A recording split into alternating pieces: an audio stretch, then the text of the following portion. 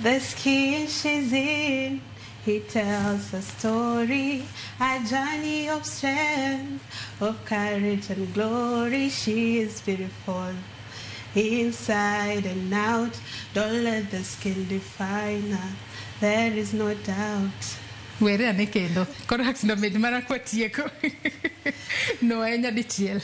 The skin she's in, he tells a story, a journey of strength, of courage and glory. She is beautiful, inside and out. Don't let the skin define her.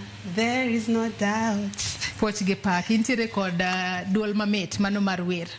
Erokamano ahinya Joyce Awuor kuom kawo thuolo mari otieno ma kawuono mar mondo mi bi wapuonjo piny kotudore kod tuo mano mar vitiligo. Nyakwara Ramogi Ajwang, ageno ni sepuonjori mathoth kotudore kod tuo mar vitiligo. Ok en gino ma ng'ato nyalo wacho ni en chwat kowuok kuom Nyasaye. Ok en gino ma seche moko inyalo wacho ni en gino ma seche moko kaluwore kod richo misetimo. En gino mabiro kaluwore kod genetics mag del.